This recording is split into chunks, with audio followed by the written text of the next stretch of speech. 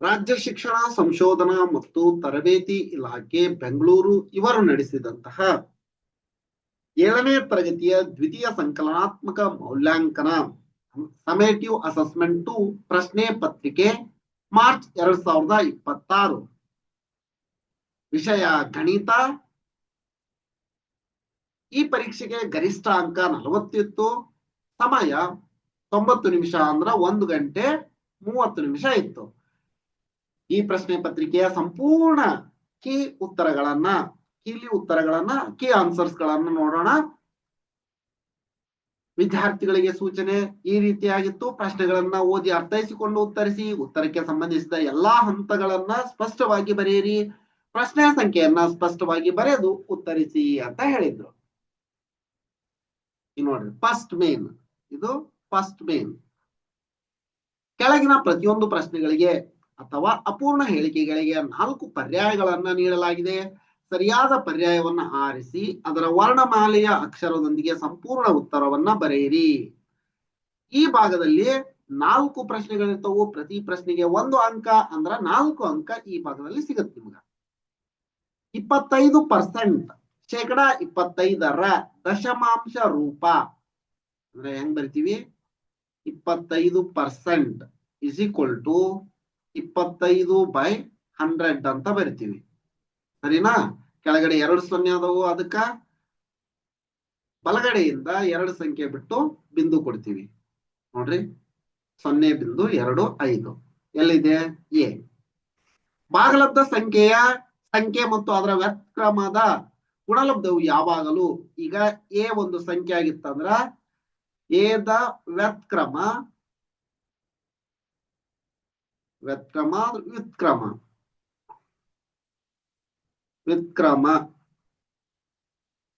ಏನಾಗಿರುತ್ತ? 1/a ಆಗಿರುತ್ತ. a into 1/a ಅಂದ್ರ ಈ ಕ್ಯಾನ್ಸಲ್ ಆಗುತ್ತ. ಏನ್ ಉಳಿಯುತ್ತ? 1 ಉಳಿಯುತ್ತ. ಎಲ್ಲೇ ಡಿ ಆನ್ಸರ್ ಸರಿ. ವೃತ್ತಾಕಾರ ವಲಯದ, ಈ ಒಂದು ವೃತ್ತ ಐತಿ, ವೃತ್ತಾಕಾರ ವಲಯದ ಸುತ್ತಲಿನ ಒಟ್ಟು ದೂರವು ಅದರ ಪರಿಧಿಯಾಗಿರುತ್ತದೆ. ಇದಕ್ಕೇನಂತಾರ? ಪರಿಧಿ ಅಂತ ಹೇಳ.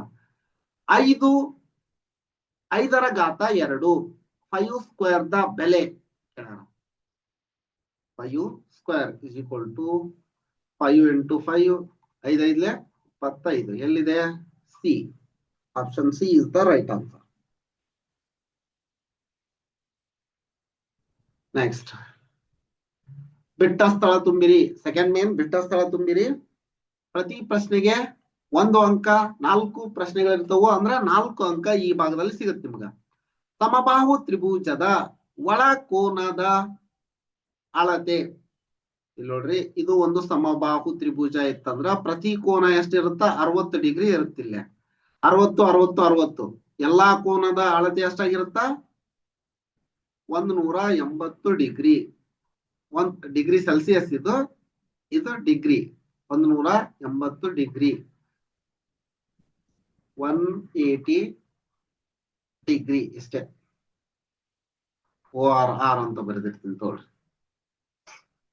ವರ್ಗ ಗೋಪುರದಲ್ಲಿರುವ ಒಟ್ಟು ಮುಖಗಳ ಸಂಖ್ಯೆ. ಮುಖಗಳು ಎಷ್ಟಿರ್ತವು? ಈ ಕಡೆ 4 ಕೆಳಗೆ 1 ಅಂದ್ರ 5. ಮುಖಗಳ ಸಂಖ್ಯೆ 5.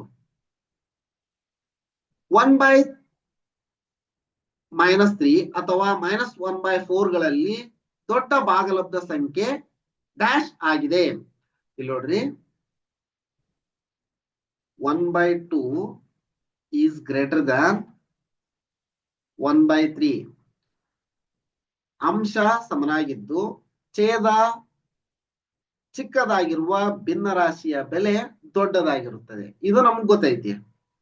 ಹಾಗೆಯೇ ಈ ಮೈನಸ್ ಚಿಹ್ನೆ ತಗೊಂಡ್ರು ಅಂದ್ರ ಇದೇನಾಗತ್ತ? ಉಲ್ಟಾ ಆಗತ್ತ. -3 ಈ ತರ. ಇಲ್ಲಿ ಯಾವುದು? -1/4 ದೊಡ್ಡದಂಗಂದ್ರ. ಒಂದೇ ಕೇಂದ್ರವನ್ನ ಹೊಂದಿರುವ ವೃತ್ತಗಳಿಗೆ ಏಕಕೇಂದ್ರೀಯ ವೃತ್ತಗಳು. ಏಕಕೇಂದ್ರೀಯ ವೃತ್ತ ಎನ್ನುವರು. ಏಕಕೇಂದ್ರೀಯ ವೃತ್ತ ಎನ್ನುವರು.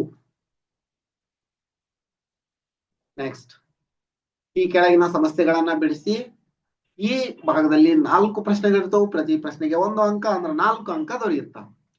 ಸಿ ಮತ್ತು ಡಿ ಗಳ ವ್ಯತ್ಯಾಸಕ್ಕೆ ಸಿ ಮತ್ತು ಡಿ ಗಳ ವ್ಯತ್ಯಾಸಕ್ಕೆ ಅವುಗಳ ಮೊತ್ತದಿಂದ ಗುಣಿಸಿದೆ.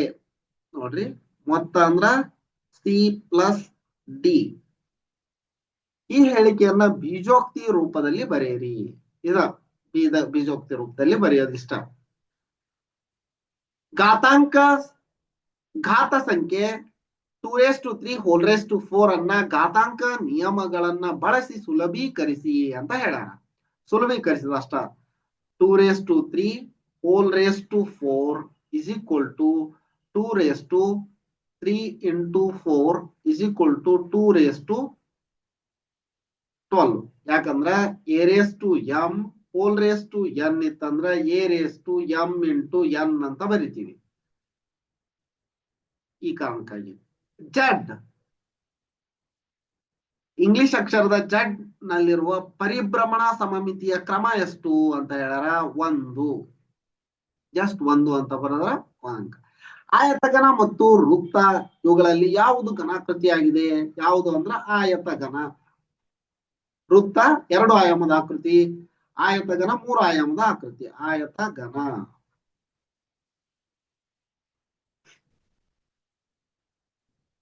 ನೆಕ್ಸ್ಟ್ 4ನೇ ಮೇನ್ ನೋಡ್ರಿ. ಈ ಕೆಳಗಿನ ಸಮಸ್ಯೆಗಳನ್ನ ಬಿಡಿಸಿ. ಈ ಭಾಗದಲ್ಲಿ 10 ಪ್ರಶ್ನೆಗಳಿರ್ತವೆ. ಪ್ರತಿ ಪ್ರಶ್ನೆಗೆ 2 ಅಂಕ ಅಂದ್ರೆ 20 ಅಂಕಗಳು ಈ ಭಾಗದಲ್ಲಿ ದೊರೆಯುತ್ತೇವೆ ನಿಮ್ಗೆ. 13ನೇ ಕ್ವಶನ್.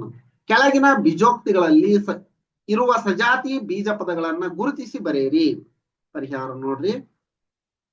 ಸಜಾತಿ ಪದಗಳು ಯಾವ್ಯಾವು ಅಂದ್ರ XY, 4XY, 15XY are all ಸಜಾತಿ. ನೆಕ್ಸ್ಟ್ 3n, 19n ಇವು ಸಜಾತಿ, ಇವು ಸಜಾತಿ. ಇಷ್ಟು ಬರೆದ್ರ 2 ಮಾರ್ಕ್ಸ್. ಲಂಬ ಸಮಮಿತಿ ಅಕ್ಷವನ್ನ ಹೊಂದಿರುವ ಇಂಗ್ಲಿಷ್ ವರ್ಣಮಾಲೆಯ 4 ಅಕ್ಷರಗಳನ್ನ ಬರೆಯಿರಿ. ಲಂಬ ಅಂದ್ರ ಈ ತರ ನೋಡ್ರಿ. A 1, ನೆಕ್ಸ್ಟ್ H ಇದು ಹೊಂದೈತಿ, ಲಂಬ ಸಮಮಿತಿಯನ್ನು ಹೊಂದೈತಿ. I ಲಂಬ ಸಮಮಿತಿಯನ್ನು ಹೊಂದೈತಿ. O ಹೌದು, M ನು ಹೌದು, ಹಿಂಗ್ ಲಂಬ ಸಮಮಿತಿಯನ್ನ ಇದು ಹೊಂದೈತಿ. ಇನ್ನು ಅನೇಕ ಬರಿಬಹುದು. ಯಾವುದು? U T ನು ಬರಿಬಹುದು. U P ಹೌದು, ಲಂಬ ಸಮಮಿತಿಯನ್ನ ಹೊಂದೈತಿ. ಸಾಕು, ಇಷ್ಟು ಬರೆದಿದ್ರಿ ಅಂದ್ರ 2 ಅಂಕ ದೊರೆಯುತ್ತಾರೆ. 15ನೇ ಕ್ವಶನ್. 1,000ರ 25% ನ ಬೆಲೆ ಕಂಡು ಹಿಡೀರಿ. 1,000 ಪರಿಹಾರ ನೋಡ್ರಿ. 1,000 ರ ದ ಇದ್ದಲ್ಲೇ ಇಂಟು ಹಾಕ್ತಿವಿ. ಅದನ್ನ ಹೆಂಗೈತೆ ಹಂಗ ಬರಿತೀನಿ. 25% ನೋಡ್ರಿ. 1% is equal to 1/100. 100ನೇ 1% ಅಂದ್ರ ಪ್ರತಿ 100ಕ್ಕೆ ಅಂತ. ರ ಇದ್ದಲ್ಲೇ ಇಂಟು ಹಾಕ್ತಿವಿ. 25% ತೆಗಿತೀನಿ, /100 ಆಗುತ್ತದು ನೋಡ್ರಿ. ಈ 2 0 ಹೋತು. 10 × 25 ಅಂದ್ರ 250 ಬೆಲೆ. ಎಷ್ಟು ಬರದ್ರ 2 ಅಂಕ ಬರುತ್ತೆ. -45 -18 ಅನ್ನ ಆದರ್ಶ ರೂಪದಲ್ಲಿ ಬರೆಯಿರಿ ಅಂತ ಹೇಳ ನೋಡ್ರಿ. -45 -18 ಇದನ್ನ ಹೆಂಗ್ ಬರಿತೀವಿ? -9 × 45 -9 2 18. ಈ 9 ಈ -9 ಈ -9 ಹೋತು. ಉಳಿದಿರೋದೇನಪ್ಪ? 5/2.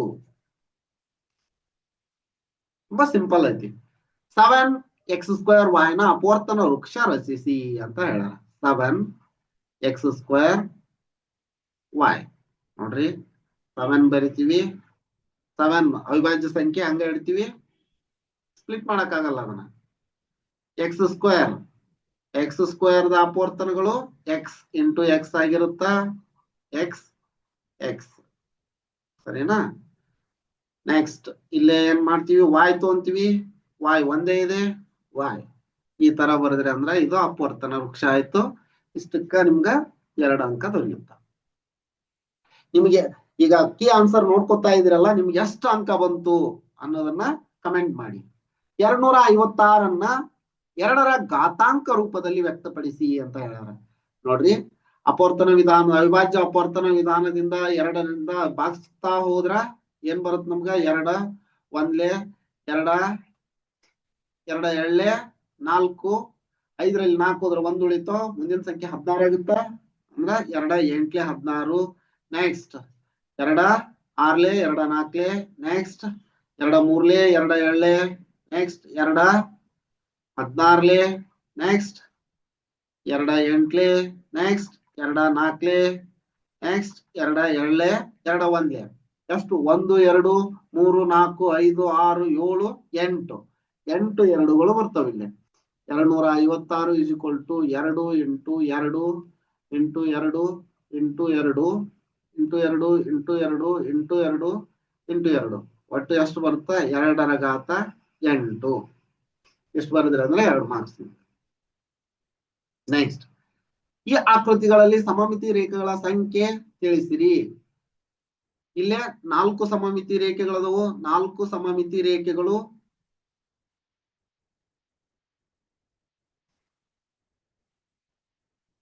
ಚೌಕದಲ್ಲಿ 4 ಸಮಮಿತಿ ರೇಖೆಗಳದವು. ತಿಳಿಸಿ ಅಂತ ಹೇಳ್ಯಾರ, ಹಾಕಿ ಅಂತ ಏನ್ ಹೇಳಿಲ್ಲ. ಇಲ್ಲಿ 2 ಸಮಮಿತಿ, ಈಗ ಹಿಂಗೊಂದು ಬರುತ್ತಾ ಅಂದ್ರೆ 2 ಸಮಮಿತಿ ರೇಖೆಗಳು. 2 ಸಮಮಿತಿ ರೇಖೆಗಳು ತಿಳಿಸಿ. ಓಕೆ, ತಿಳಿಸಿವಿ. ನೆಕ್ಸ್ಟ್ 20ನೇ ಕ್ವಶನ್. ವರ್ಗ ಗೋಪುರದಲ್ಲಿ ಅಂಚುಗಳು ಹಾಗೂ ಶೃಂಗಗಳು ಎಷ್ಟಿವೆ? ನೋಡ್ರಿ, ಒಂದು ವರ್ಗ ಗೋಪುರ, ಇದು ವರ್ಗನ. ನೋಡ್ರಿ, ಈ ತರ ಒಂದು ವರ್ಗ ಐತೆ ಅಂತ ಇಟ್ಕೊಳ್ರಿ. ಇದು ಒಂದು ಗೋಪುರ. ಈಗ ನೋಡ್ರಿ, ಹಿಂಗ. ನೆಕ್ಸ್ಟ್ ಇಲ್ಲಿ ಅಂತ ಇಲ್ಲಿಗಿರುತ್ತ, ಇಲ್ಲಿಗಿಂತ ಇಲ್ಲಿಗಿರುತ್ತೆ. ಅಂಚುಗಳು ಎಷ್ಟಾದವು? 1 2 3 4,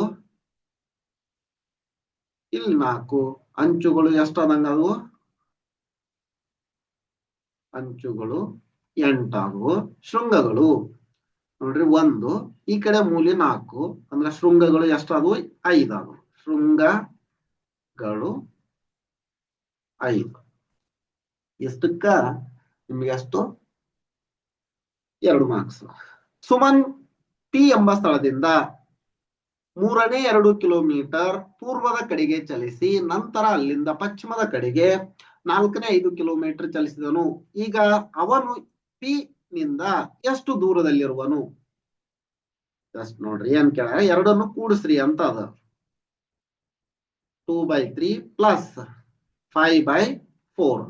ನೋಡ್ರಿ, 3 ಮತ್ತು 4 ಅವುಗಳ ಮಸ 1 ಆಗಿದೆ. ಅಂದ್ರ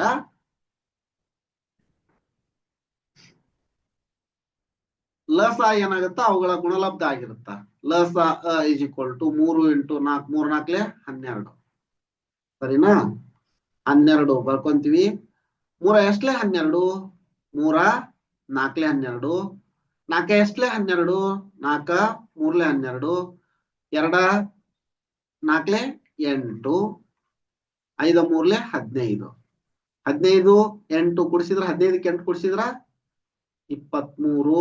23/12 ಕಿಲೋಮೀಟರ್ ದೂರದಲ್ಲಿರುವನು.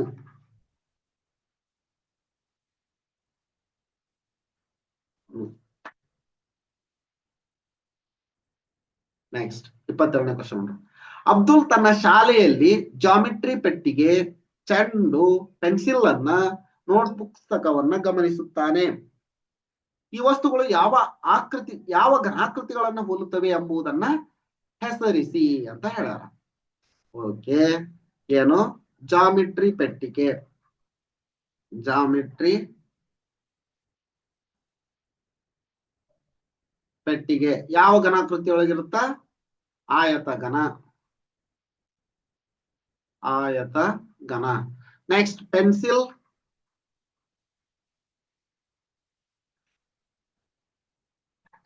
ಪೆನ್ಸಿಲ್ ಸಿಲಿಂಡರ್ ಆಕೃತಿಯಲ್ಲಿ ಇರುತ್ತೆ.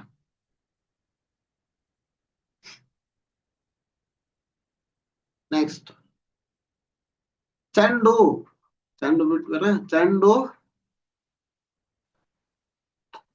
ಸಾರಿ ಗೋಳ ಆಕೃತಿಯಲ್ಲಿ ಇರುತ್ತೆ. ನೋಟ್